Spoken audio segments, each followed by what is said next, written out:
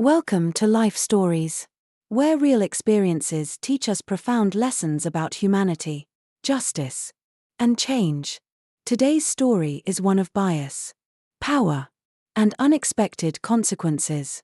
When a confident businesswoman walks into a prestigious bank to deposit a large check, she faces suspicion and discrimination from the branch manager. But what he doesn't realize is that she owns the very institution he works for. What happens next is a powerful reminder that assumptions can be costly. Subscribe to Life Stories to begin today's journey. Let's dive into this eye-opening tale. The morning sun bathed the streets of New York City, illuminating the glass windows of the towering buildings that framed the bustling avenues. Inside the grand marble entrance of Bradford and Company Bank, a place where wealth and power often converged, Stephen Bradford, the branch manager, adjusted his cufflinks as he settled into his office chair. To him, today was just another day, another set of clients, another series of transactions, another affirmation of his authority over this establishment. Stephen was a man who prided himself on control. His career had been built on discipline and an unyielding adherence to procedure. He liked order, structure, and, above all, predictability. But predictability was about to slip through his fingers. That was when Danielle Carter walked in. She entered the bank with a quiet yet commanding presence, her tall frame exuding confidence.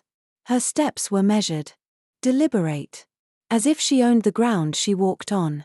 Dressed in a tailored navy blue business suit, she carried a leather briefcase that spoke of prestige, not just wealth but competence. Heads turned not because she was loud or ostentatious, but because she carried herself like a woman who knew her worth. She approached the counter where Emily Parker, a young and eager teller, greeted her with a polite smile. "Good morning," Danielle said, her voice smooth, deliberate. "I'd like to deposit this check into my account." Emily took the check, and for a fleeting moment, her breath caught in her throat. It was an amount larger than anything she had seen a regular client deposit.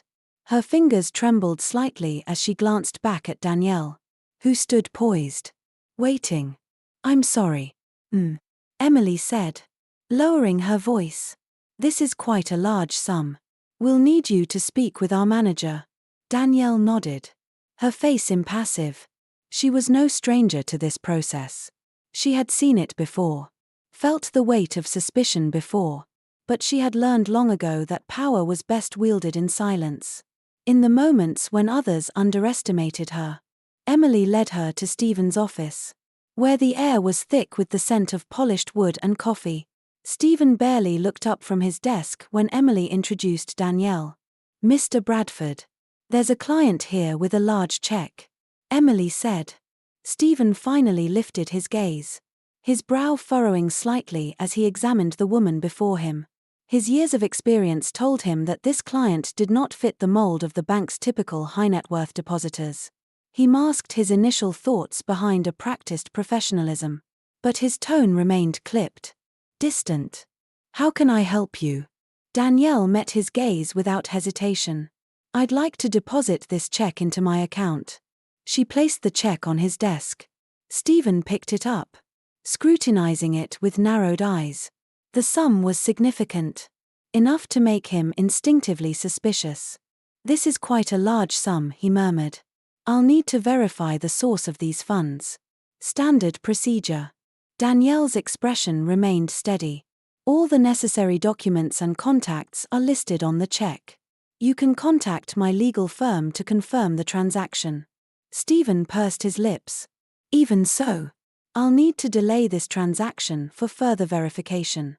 Perhaps you could provide additional evidence of your business's legitimacy." Danielle's brow twitched ever so slightly, but her voice remained composed. "My business is fully compliant with the law. You have everything you need. I expect this transaction to be processed without delay." Stephen leaned back, his fingers tapping against his desk. "I decide how and when things get processed here." His voice had taken on an edge, a challenge. Emily, who had lingered near the door, couldn't stay silent any longer.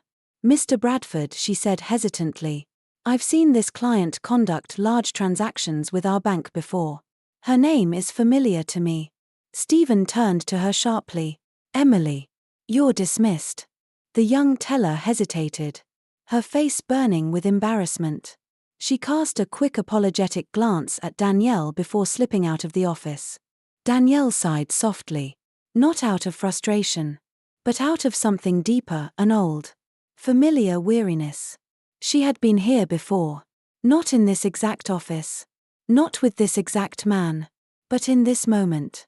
The moment where her competence was questioned.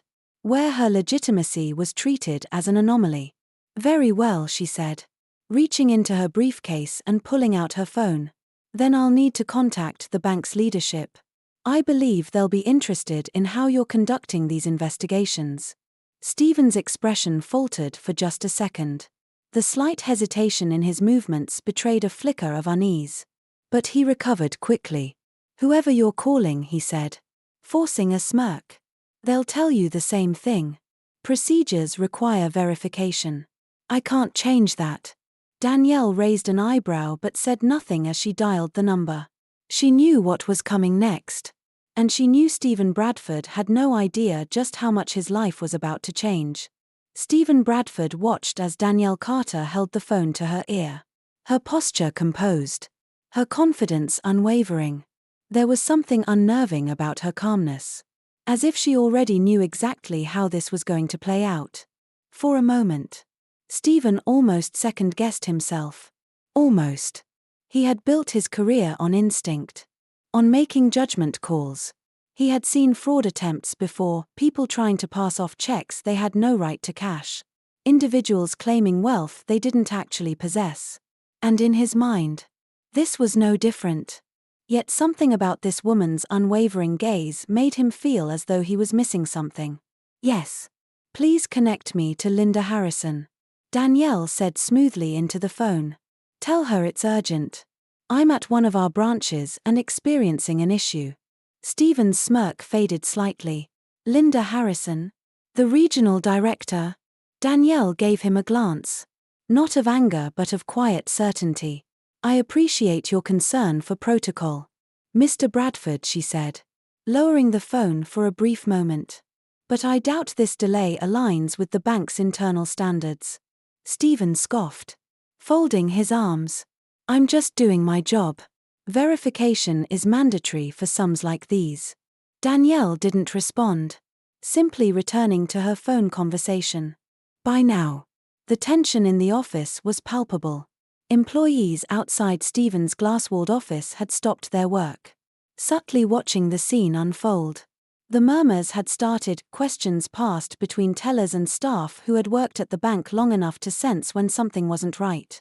And then, before Stephen could say another word, the door swung open. Standing in the doorway was Linda Harrison, a woman in her mid-50s with sharp eyes and an even sharper sense of control.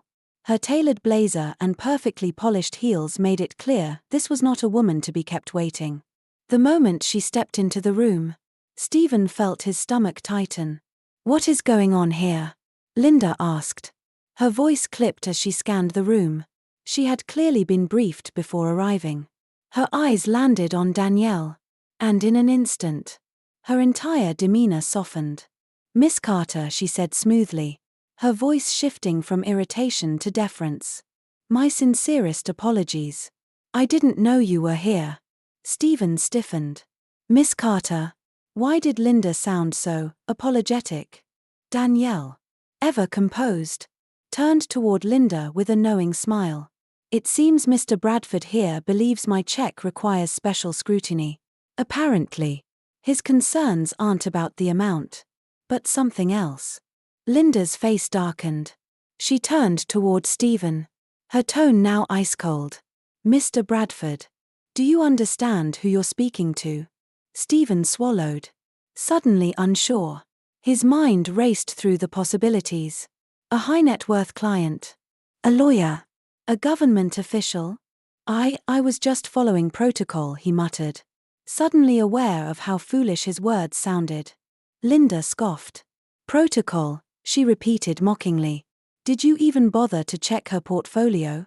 She gestured toward Danielle, her frustration mounting. Or were you too busy making assumptions? Stephen opened his mouth to protest, but the words never came. Linda turned back to Danielle, her professional demeanor returning. Miss Carter, your transaction will be processed immediately. Please, allow me to personally oversee it. Danielle inclined her head slightly. I appreciate that, Linda.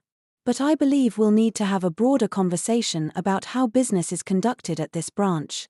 Linda's jaw tightened. Understood.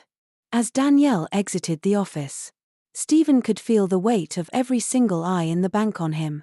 It was only now, far too late, that he realized his mistake. And it was a mistake that would cost him everything. The next morning, Danielle Carter sat at the head of the long mahogany table in the Bradford & Company bank headquarters. Across from her sat the senior management team, including Linda Harrison and a visibly pale Stephen Bradford. Danielle's voice was calm but firm. Yesterday's incident was not just a mistake. It was a symptom of a deeper issue, one that I will not allow in my bank. A hush fell over the room. Stephen's hands clenched under the table. You had a choice. Danielle continued, her gaze unwavering. You could have treated me like any other valued client. Instead, you let your biases cloud your judgment. By the end of the meeting, Stephen was left with two options: resign or face an internal investigation. As Danielle walked out of the room, she knew she had done more than just cash a check, she had changed a system. Subscribe to Life Stories for more inspiring content.